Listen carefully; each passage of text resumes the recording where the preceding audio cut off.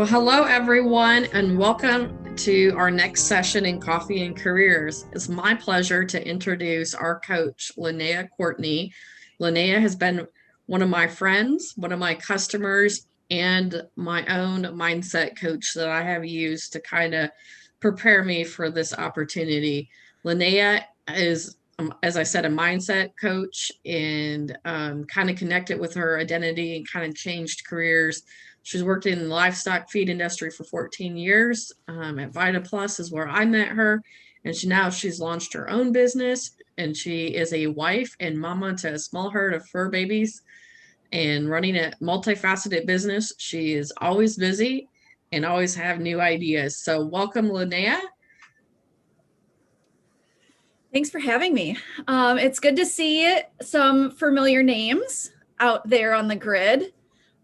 So good morning, or I guess whatever time of day it is, wherever you are at. So so like Casey said, I spent 14 years in the feed industry. And then just in the past, it's hard to believe that it's been 2 years already. Working on my own business. I am precision nutrition. I'm a precision nutrition coach, as well as a master life coach. So that's kind of, I've had, as a coach, we always come from some sort of our own story.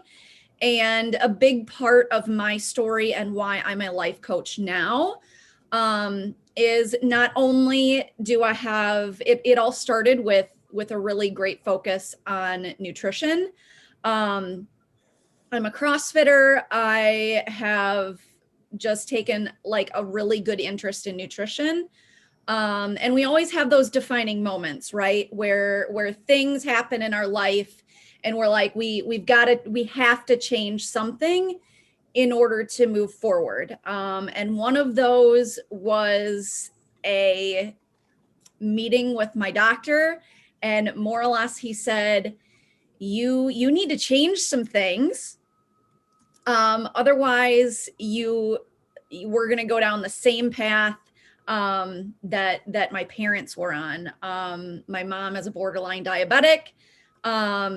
And my dad has his own kind of batch of health issues. So that was a really defining moment for me. And that was probably about 8 years into my career in the feed industry.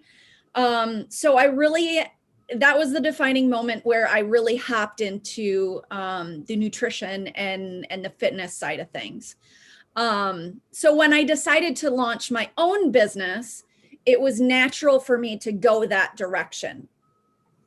But as I got into that business and into my business and started getting some clients, that's when I really realized that how I was helping, the good majority of my business has always been with women. But most of the women, the really big thing that I was helping them with was mindset. And how do we shift our mindset and start putting ourselves first? How do we, create that healthy living so that we have the energy to put into our careers and into our own lives? How do we protect our own energy? I'm very big on protecting our own energy first, before we throw ourselves into the day. And then really, what are our boundaries? What are we willing to do? What are we not willing to do? And how do we really stand by those? I had a time of burnout in my career. So I bring a lot of that to the table, and how do we get ourselves out of burnout? And the like. So now I take a more of a holistic approach with my clients. So not only just from a nutrition standpoint, but also from kind of that mind body kind of holistic approach. So so that's kind of a little bit of my story. Does anybody have any questions so far? I just want to check the chat here. I know Casey was putting out some polls.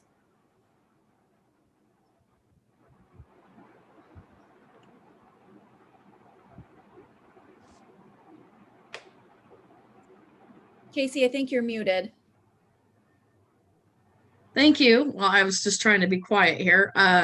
So the poll that I just released was healthy mindset, was how do we keep that? And so the top one at 80% is exercise, then followed by hobbies at 60%, and then third place is cuddle with adorable animals. Okay. All right. What was 2 and 3? Hobbies and cuddle with adorable animals.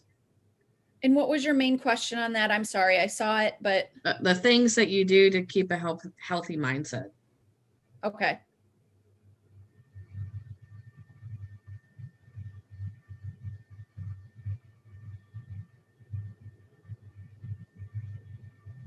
All right.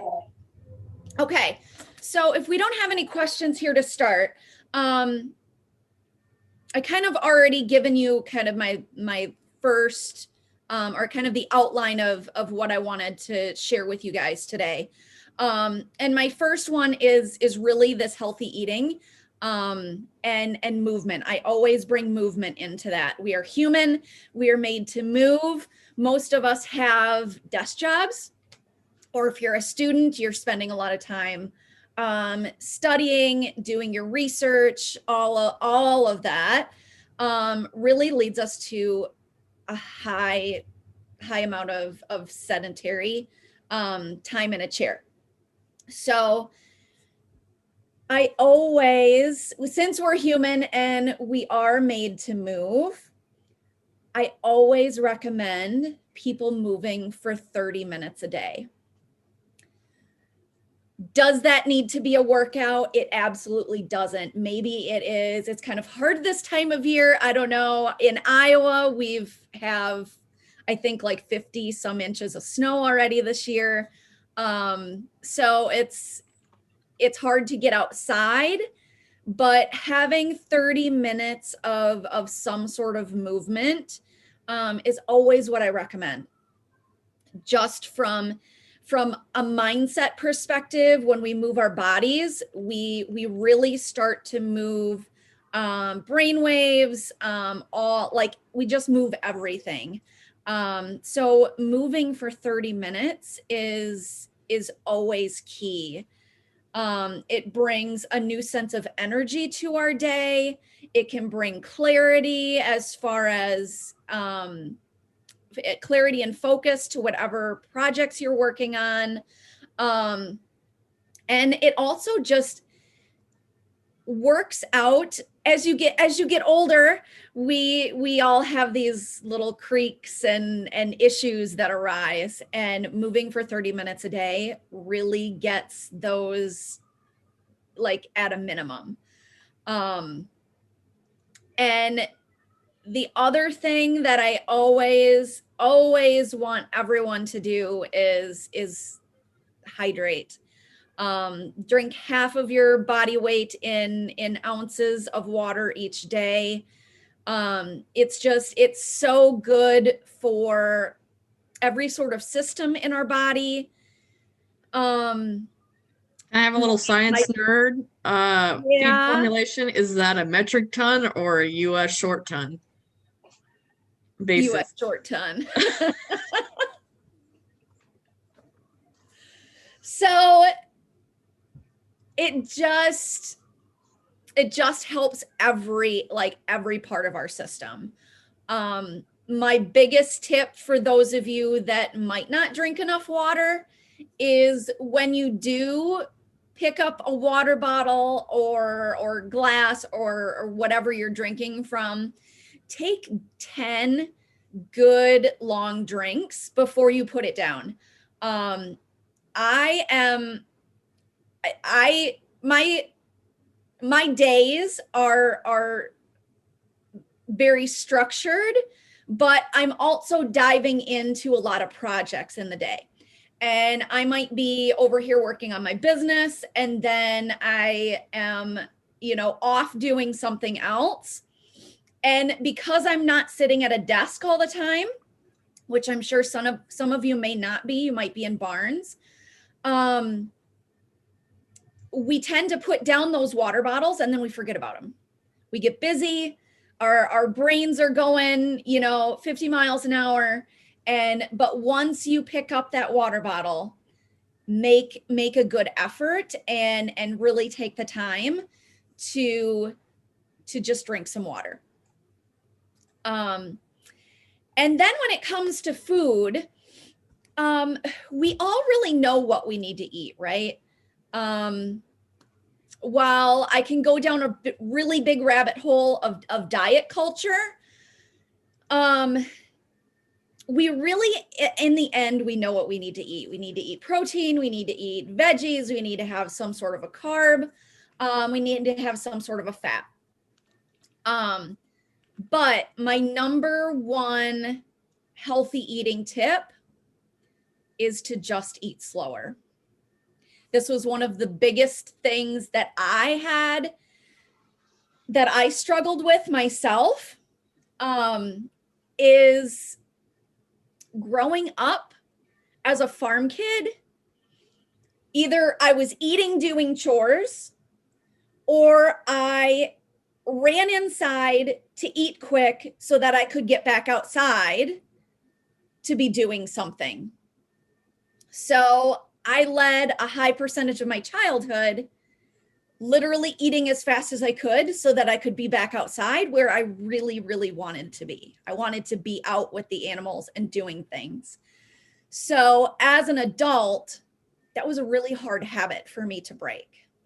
So I don't know does anyone else struggle with that? Put that in the chat if you guys feel like maybe that is like you struggle with that. Or jump on video and interact with us. Yeah, or jump on video and let us know your story. Well, I can echo your comments on eating. I mean, my family's traditionally, we overeat and eat fast, right? Mm-hmm. And so having that mindset of slowing down, trying to teach that to my son, because I just noticed last night, he's like, I'm having a speed eating contest, because he wanted to go back and watch his videos and play. So it's getting that mindset in things like that. So Ellen's going to join us. Do you have any comments? I was just going to comment. Yeah, I find myself oftentimes multitasking. So like, I'll just keep working over lunch instead of actually setting aside the time and being like, okay, I'm going to step away from my work to actually sit down for a meal. Absolutely. That is stealing your time, I think. That is the number one thing and bad habit I regret having in my work, is that I do not stop and go just take that mind break. And not only do you probably maybe not eat the right things, or you maybe eat too much because you're not paying attention, but just to refocus. And I know I don't take enough time to refocus sometimes. Yep, that eating lunch at my desk was one of the things that I did when I was in the feed industry, because I mean, instead of just taking the time. Yep. And so Kate has shared she's a fast eater. My mom jokes it's genetics, as she is one of 15 and just younger than the three brothers. So you had to eat fast to get enough food. And then Noelle's eating fast while it's hot before your kids are done and you have to chase after them. Yeah, as a mom, I'm not sure we get hot meals very often. So any other comments, feedback? Anybody want to jump on video?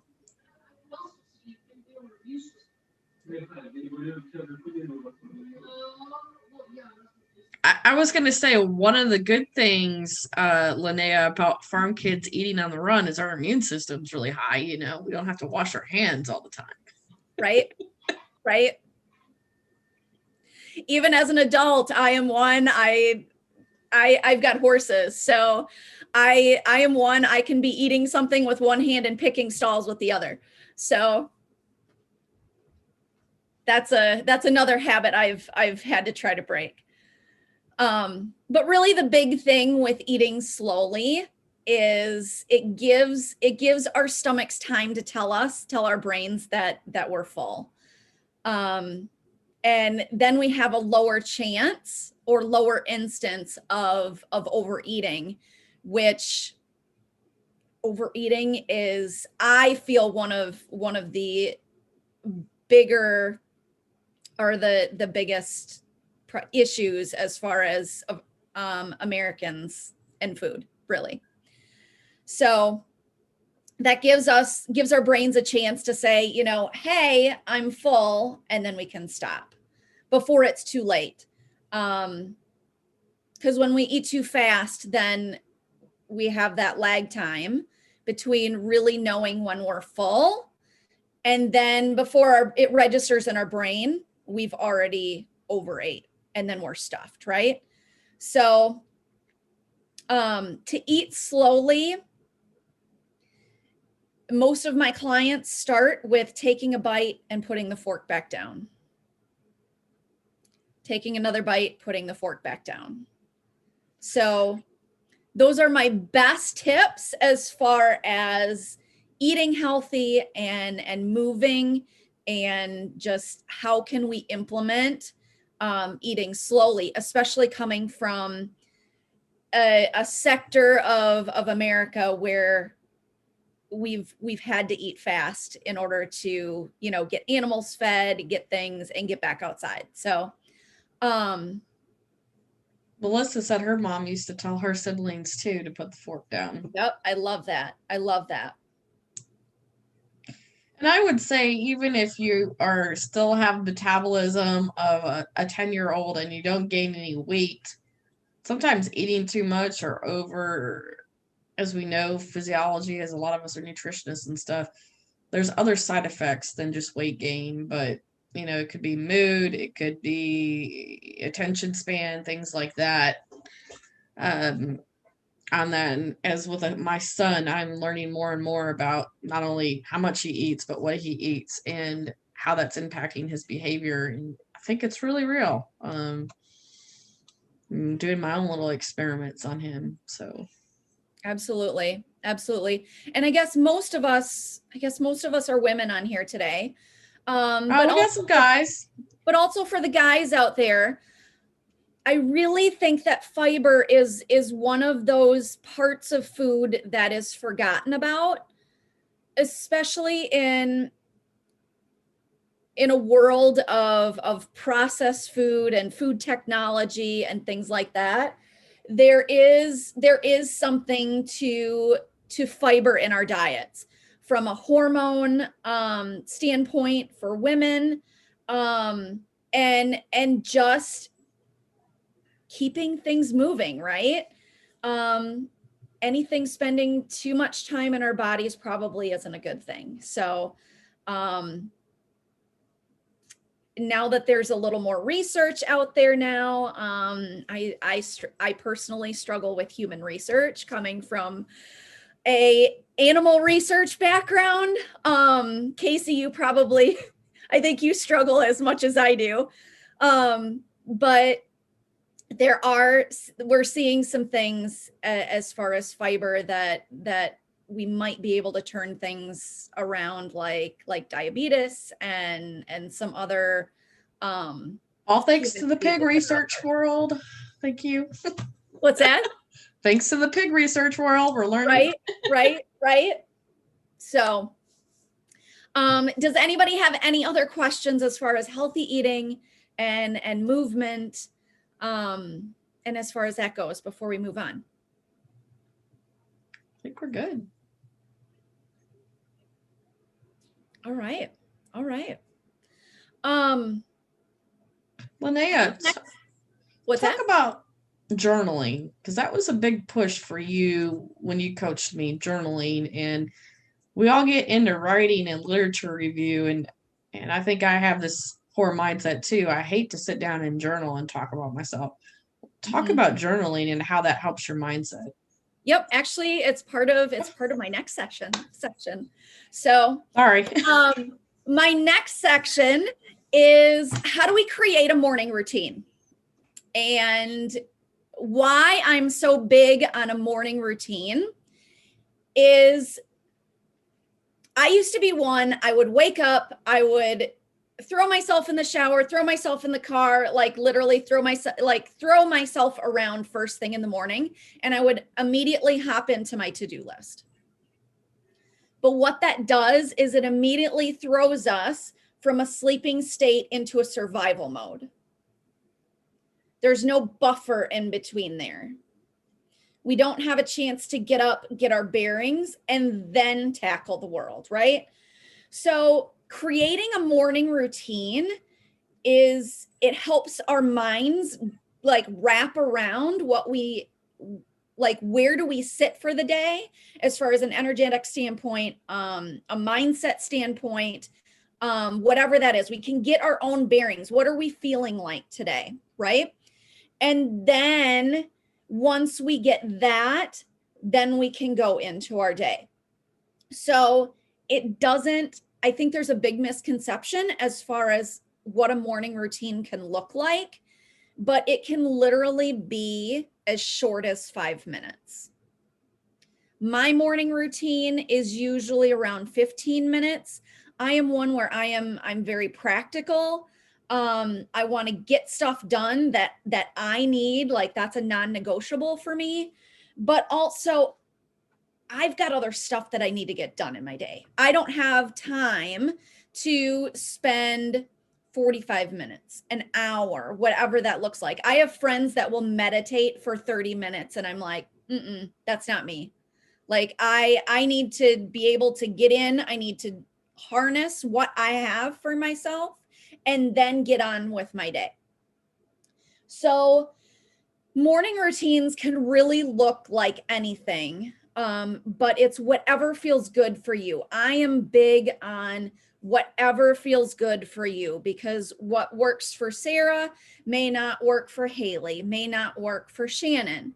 So we have to do the things that feel good to us.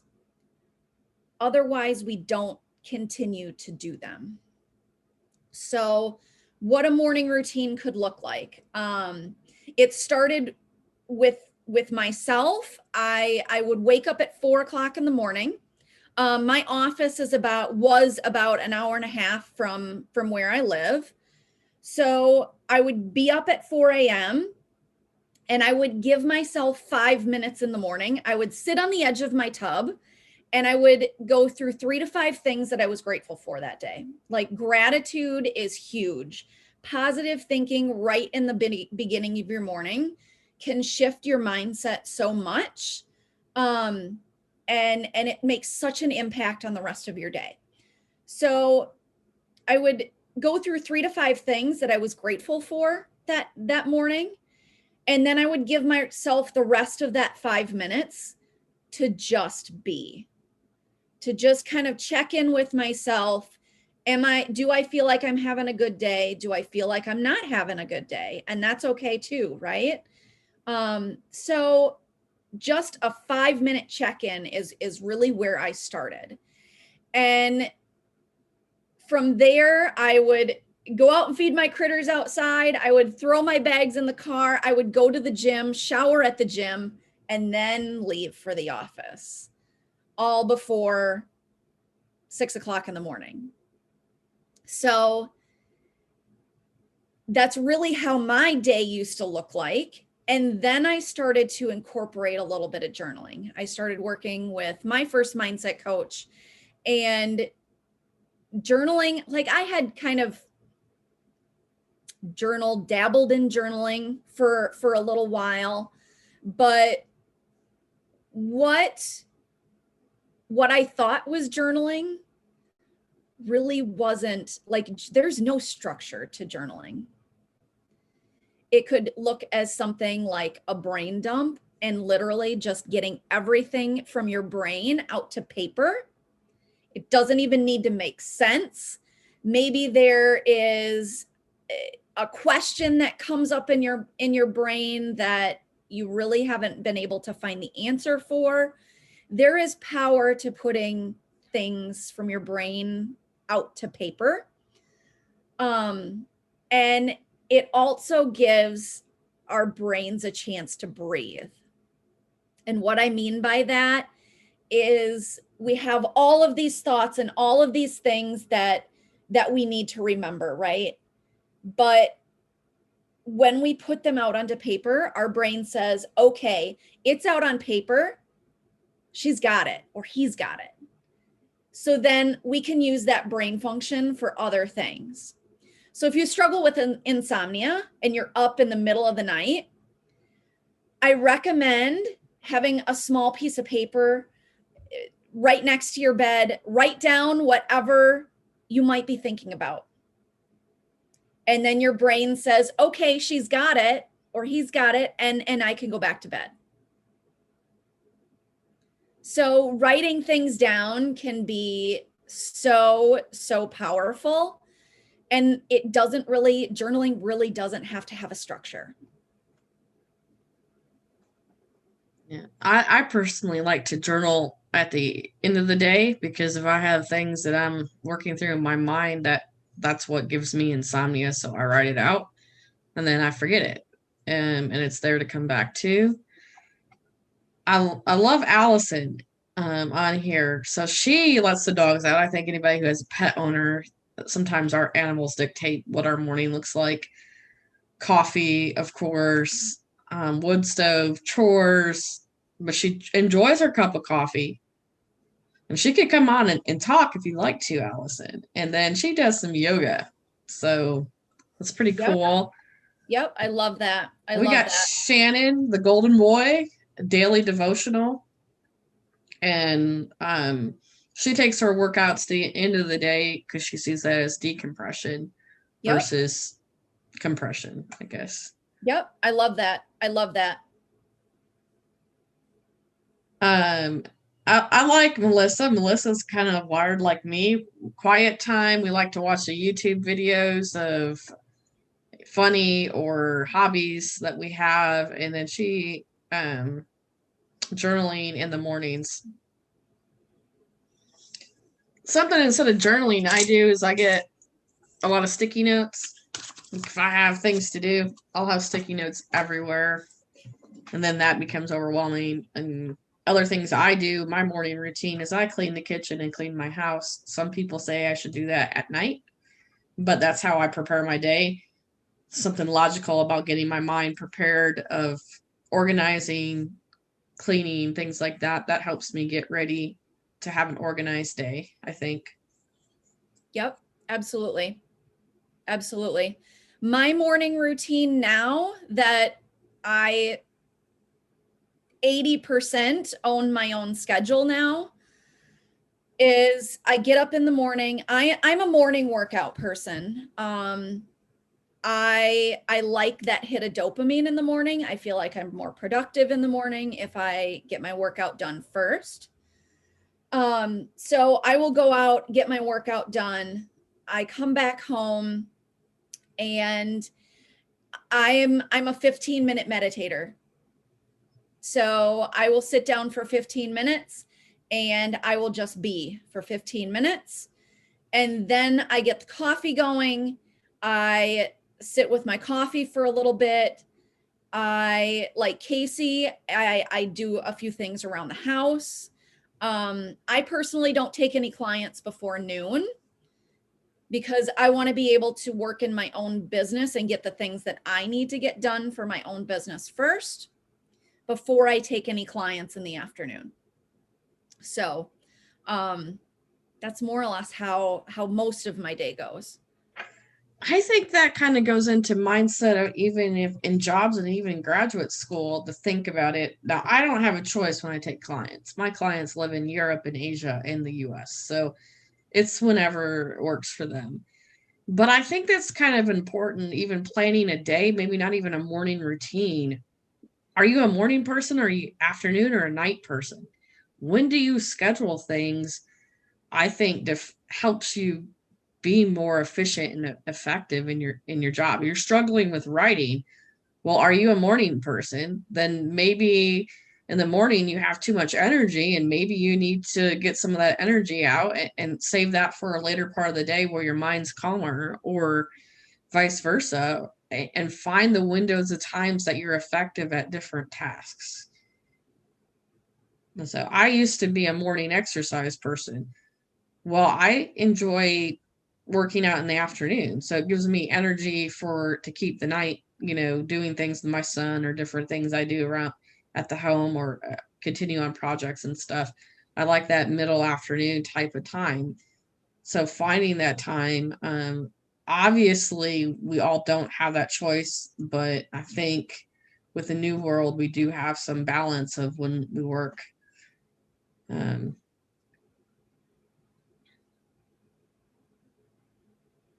Oh, Noelle has a really good point here, is that if you're not good at writing, and I think this is good too, we on our the Rolling Stones, Keith Richard used to always have a recorder next to his bed, and he woke up in the morning to the famous riff for the song, I Can't Get No Satisfaction. So, he, instead of writing, he used a recorder, and maybe I need to start doing more of that too. Yep. And that can be huge. I love my notes. I always call it my notes section of my phone, but I guess it's actually the app on my iPhone. I have that full of just random things. I might be at the gym, I might be driving, and I might have some random thought, and I put it in my note section, because so then I don't lose it, right? But then I can come back to it like this. Google has a really great dictation feature. I think Word might have it now too. But yeah, if you're not in a place to write anything, just record it. So I'm going to pick on my friend Ben here. Ben has 5 children. Triplets are the youngest. What does your morning routine or day routine look like, especially working from home?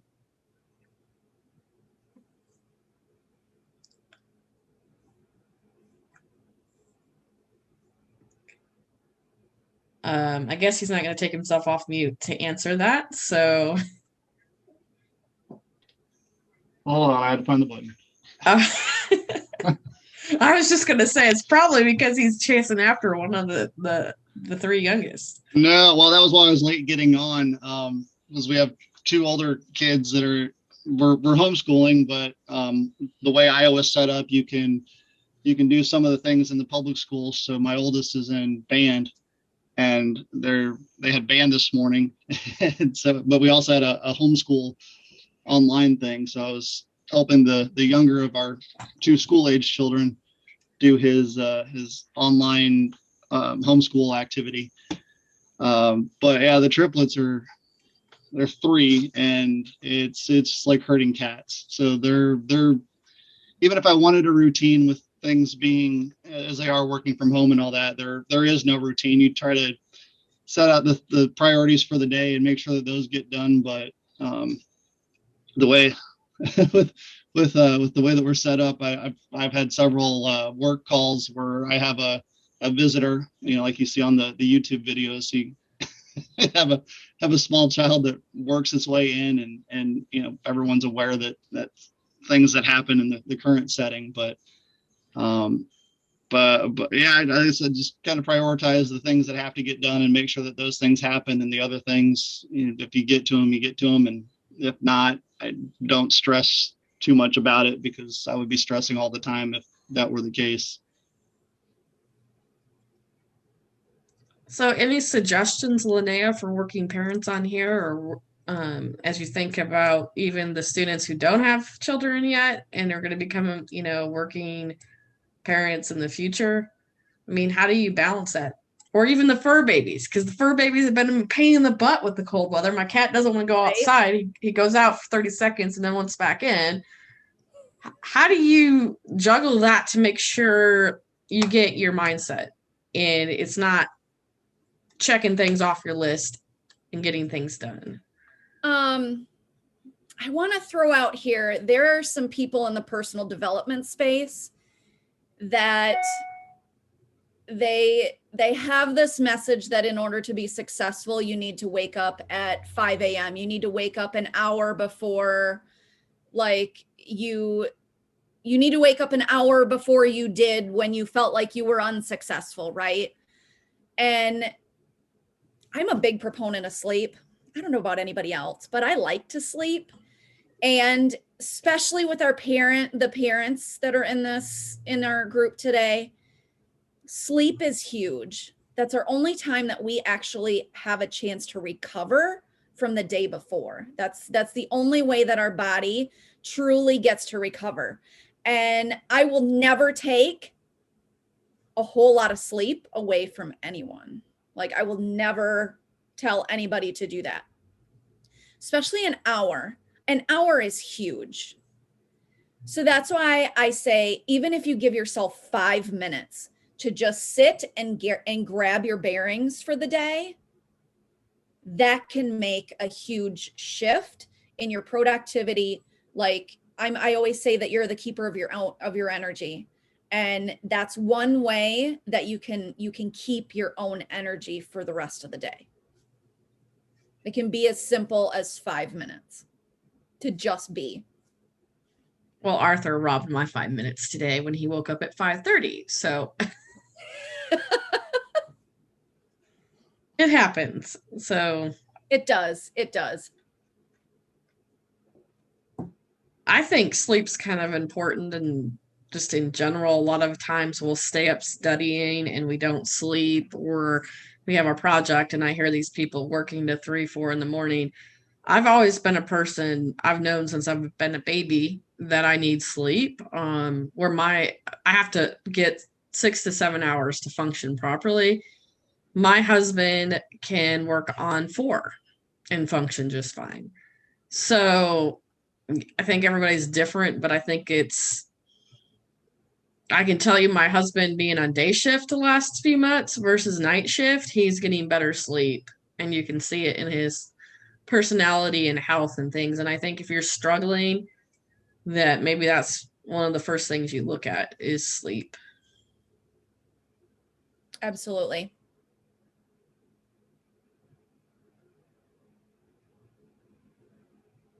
Anybody else have any other questions before we move on? Does your weekend routine have to be the same as your weekday? Do you still have to have that morning routine on the weekends? I personally try to, because I know that it makes me be my best human when I do. So I will get up, and it might not be the 15 minutes or 20 minutes that I usually give myself when I have like a full productive day. But I do give myself at least 5 minutes to just figure out where I am for the day. You still get up at 4 a.m. or is that adjusted? No, now that I am not in corporate, I refuse to get up that early. So instead of going to the 5 a.m. CrossFit class, I go to the 6:30. Because if you listen to some successful athletes and different things, they'll say to keep the routine every day. I'm not. There are some people that they like routine. That is the way that they are wired. They like routine.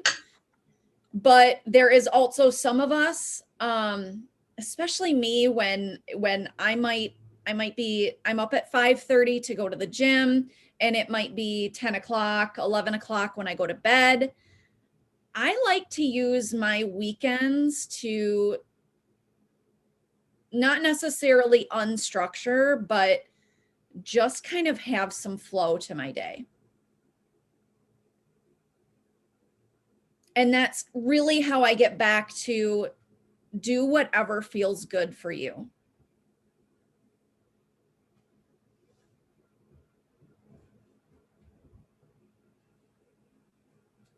Okay, cool. All right. Well, my last thing for today is creating boundaries.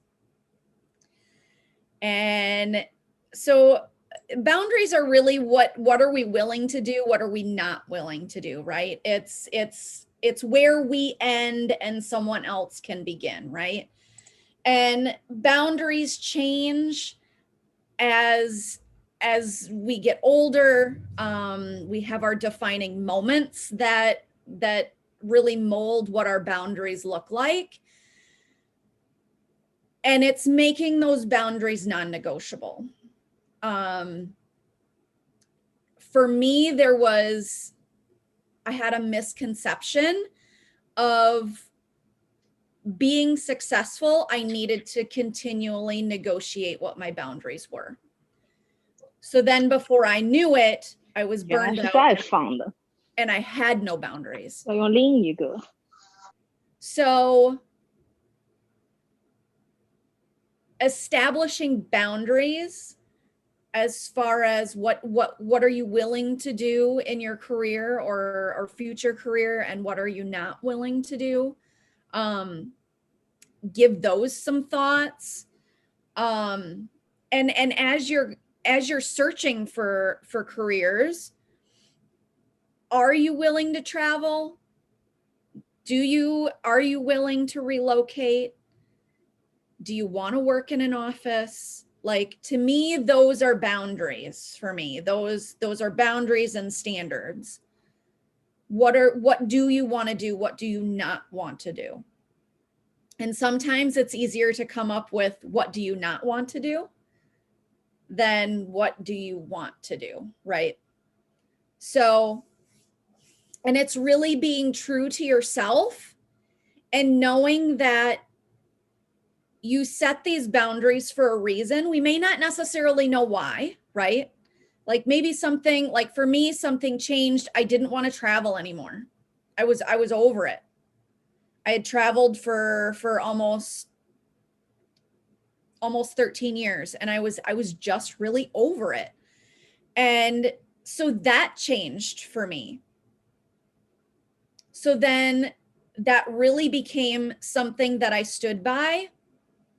And that was one of the factors why I left corporate, is because I just didn't want to travel anymore. And the fact that I was ready to do something different. I was really being called to do something different. So we have boundaries, but don't negotiate with yourself on what your boundaries are. We have them for a reason. We may not know why at the time. For me, I felt like not wanting to travel was really what brought me into my own business and doing what I am today. I didn't know why, because I liked going to trade shows. I liked, having conversations with different vendors. I liked going to the places that we did contract research with. I liked doing that stuff.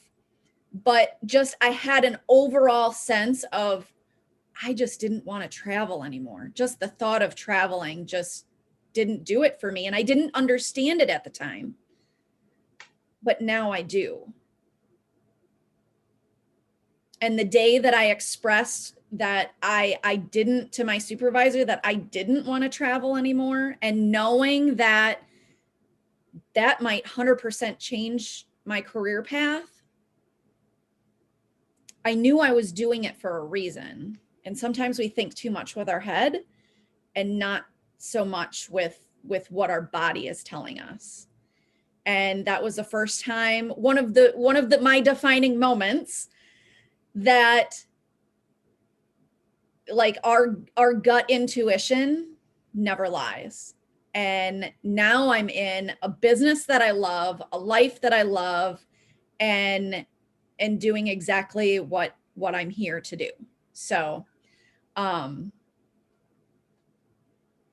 Yeah, stand by those boundaries and don't negotiate with yourself. Like, we have them for a reason. So I can use my career as a good example of that, on boundaries.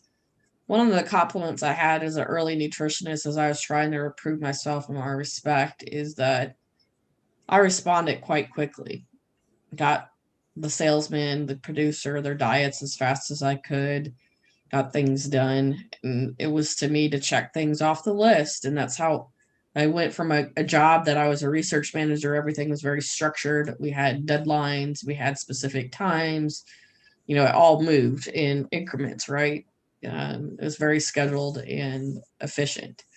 And then kind of going there is that, I would not have my boundaries. I didn't read enough. I didn't, network enough.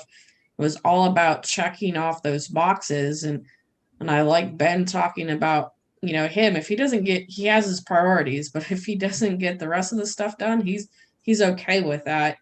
And I think Ben's always been more of a laid back person. I used to work with Ben, by the way, than myself. And so it took me a really long time to say that that's okay if some things fall through. And I've noticed lately that I may accidentally forget to reply to somebody's email for 2 weeks, which is not like me, and having to overcome that and that mindset to say that's okay. I have to be who I am. I can do the best I can, but when my husband's home and my son's home and it's time for dinner, it's my time to shut off and things like that, because I think that's where we get on healthy habits. It could lead to eating at your desk. It could lead to everything. So some of the things I've tried to do this year is that I have lunch with a friend every couple weeks, and try to plan that to where, Ellen, I'm not eating at my desk. So I say that's a bad habit, but I do it. It's just my nature, but to force me to have that better mindset to have some social interaction, because that was a high one. That was 30 social activities, 38%. So I put that as a priority so I can have boundaries to say at least every other week, I'm going to take an hour and a half, 2-hour lunch. Last week I had Valentine's Day date with my husband at lunch because we, with the weather and just our son, we couldn't go out for Valentine's Day. And that's kind of what we did. So that's kind of where I've come through my career, that it's easier to put those boundaries in, but understand if you do need some flexibility, more so ask what are the key priorities for your job, and things that you need to accomplish, and have that conversation with your manager if you're overwhelmed with stuff, because your list will never end. It will continue to add stuff and take stuff away. But what are your key priorities? And focus on those first. yeah, absolutely.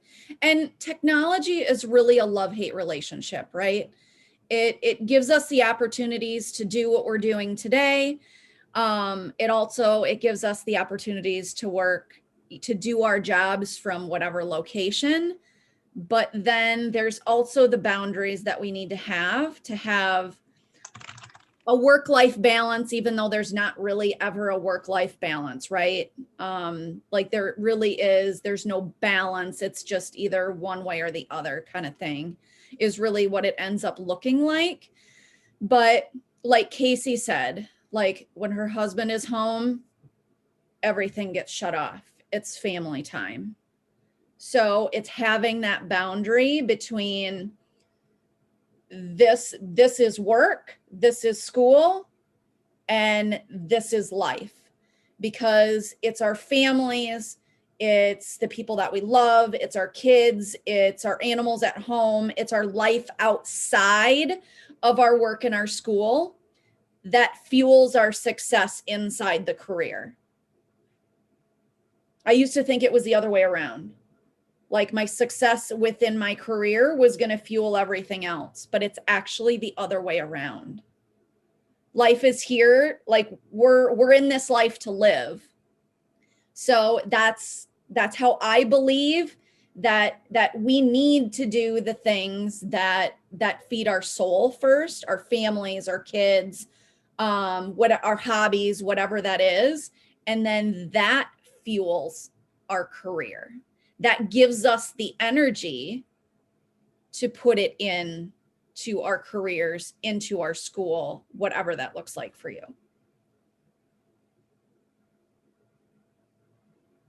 It took me a long time to learn that too. My parents were workaholics, so. Mhm. And I just want to talk about a brief conversation I have. I won't mention any names, but a student looking at a job offer and different things. The job was, he said, written for him, but the pay wasn't written for him, right? So he's working through some of the negotiations that we've kind of touched on and breaking new grounds in our first month. But coming from a career to where, you know, I made well into six figures. I never thought I'd hit six figures in my life. All right. The family, the background I had, I never thought I'd get there, but I did, and made really good money. But just want to remind everyone, money's not everything to happiness. It's the other stuff, and things like that. So Beth has a firm boundary is when I'm tired and I start making simple mistakes, it's time to be done working on a project for the day. If not time sensitive. I used to push through and spend the next day fixing the mistakes I made, and I thought I had to finish the task right then and there. I think that's kind of some of the things, Beth, I learned too, is that if I keep pushing through, it's not my best.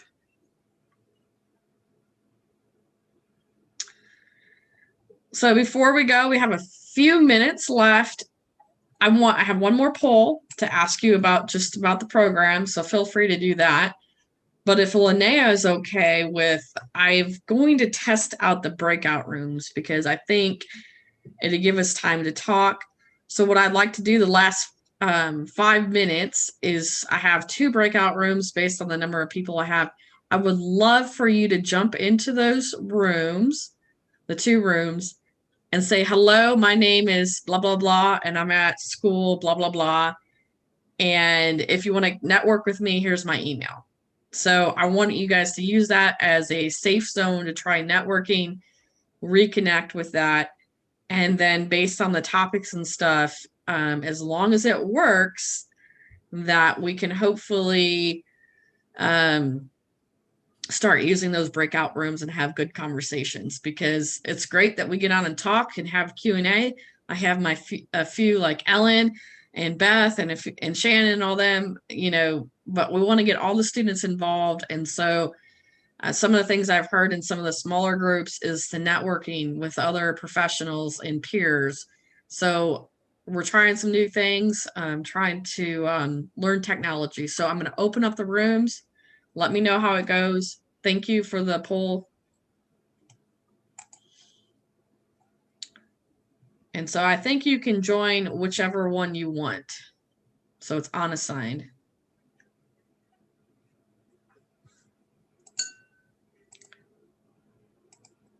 Or am I assigning you guys?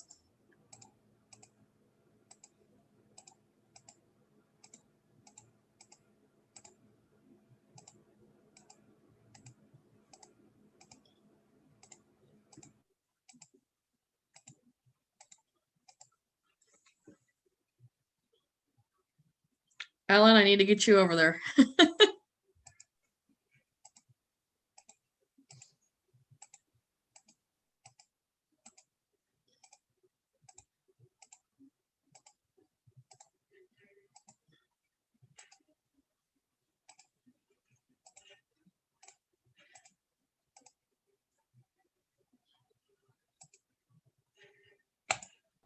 Hello, everyone. Oh, look at those videos.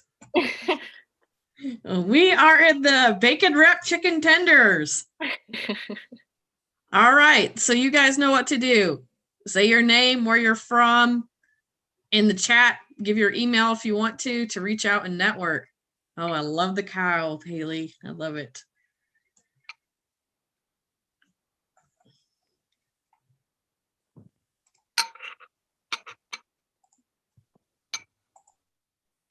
Okay, great. Hey, I'm jumping over everybody. I was just in the last room. Only a few people. What? Where's all the videos? There we go. Say hi, who you are. Ben's a great person to meet. And I'm wondering Wasn't expecting to be on video this morning. Yeah. It's helping to see one of the triplets though, but they're all upstairs watching Coco Melon or something. I don't know. It keeps them occupied while the boys are on their homeschool Zoom. Well, cool. So all of you introduce yourself. I don't think you've met, and then share some emails so you guys can network. I think that'd be awesome. Beth? So I'm Beth Lett. I'm also a PhD student, but I'm at the University of Wisconsin-Madison, and my area of focus is genetics, particularly with cattle. Ellen? I introduced myself right before you jumped in. Oh, sorry. Apologize. It's okay. I'm No, back. it's good. I guess I can go. My name is Benjamin Bass. I've finished school, I hope, maybe. And now I'm blurred. But I am currently working for a company called Lukta, the USA division. We are a feed additives and flavor company. So if you want your in horses, I think we do a lot of like green apple and anise, kind of that licorice flavor, and fenugreek. With pigs, we're still really trying to figure out what they like. There are a couple things like berry that they like. Cattle like melon flavors, evidently. So I'm still learning. This is completely new to me. My background, I grew up in Missouri. Got bachelor's at University of Missouri in Columbia. And then went to Nebraska, did a master's in swine reproductive physiology. And then after that, had no idea what I wanted to do and ended up in Arkansas, working with Casey and Dr. Maxwell on a PhD in swine nutrition and immunology. From there, I took a position with Diamond V in Cedar Rapids, Iowa, which is where I'm still at, even though I'm now 3 jobs removed from that initial position. But they deal with fermentation, so yeast and other different lactobacillus and beneficial bacteria. From there, took a job again working with Casey. Our paths cross a lot. I took a position with PMI, which was the feed additives division of Land O'Lakes Purina, and was there for a little while running some of the swine research on the commercial side. Once products had made its way through the Purina internal research, I was overseeing some of the research on the commercial side, which was kind of an offshoot of the position I held at Diamond V, which was swine research there as well. And now with Lukta, I'm the business development manager for North America. So we're trying to get a foothold into the swine industry in the U.S. with some of the products that we've seen benefits with in Europe and South America and China. And when I'm not doing that, I'm trying to keep from going crazy with 3-year-old triplets.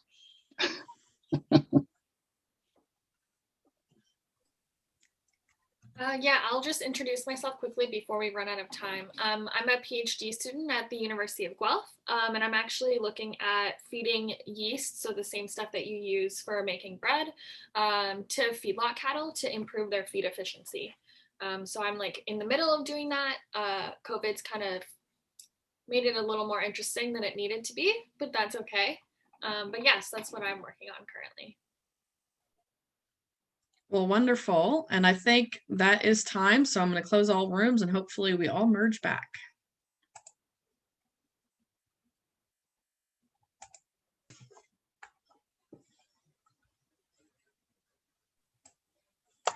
I'm going to go ahead and hop off for another meeting, but thank you for another great session. Hopefully I'll see you again soon. Yep. دي كاسر ده الجروب بتاعها بعدين يا ريتني صحيت من نص ساعة فات. Have you enjoyed about the cafe؟ بيقول لك بعد استبيان. بتكلمهم ليه يعني؟ أنا بكلمهم ليه؟ هي بتكلمهم ليه؟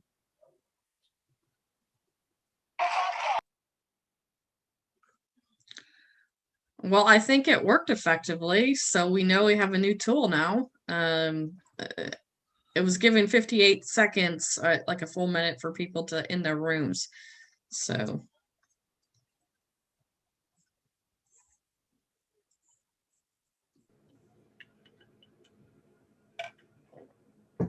Oh, wow. Kate, I love seeing all these videos. Sandra, Haley with the cow. Linnea's back. Ty's coming back in. Hey, Ty. Hey, Caroline. How's Germany? Good, good. We have a beautiful evening here. Is there any last minute questions, comments for Lynnea? And maybe Lynnea wants to type out some information. We can send it out in an email if you want to reach out to her and learn more about what she does and things. Really, if you can follow me on Facebook, I'll give you the whole rundown. I feel like it's like everybody else. Follow me on Facebook, follow me on Instagram, follow me on TikTok, follow me on Clubhouse.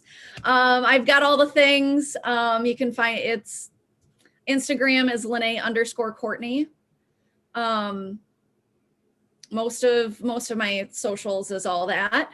I do run a free Facebook community. It is geared towards women, but a big part of my message is how do we start putting ourselves first, and I call it finding your inner badass. So how do we find our inner badass, and how do we live as that? Because I don't like the words or the thought of leading with your authenticity, because like, what is that, right? Like how do you know what it is if you don't know what it is? So I call it my inner badass. Like every day, what is your badass that you're going to bring to the table today? So I have that free Facebook community that I run over there on Facebook. Yeah. Well, thank you. We're a little over time. I think it's been awesome for your feedback. Now that I know the breakout rooms work and how to manage that, next time I'll let you guys pick your own room versus assigning so we can make it faster. But I think that's going to be a great tool to dive into some questions and plan our sessions a little bit better. And as I said, I'm learning technology. I know how to feed pigs really well. I know how to do stats really well. But when it comes to marketing and technology and tools, it's still a learning curve for me on that. And unfortunately, I think our world's always going to be having that learning curve from now on as a career. So everybody have a blessed weekend. We'll be back again in a couple weeks.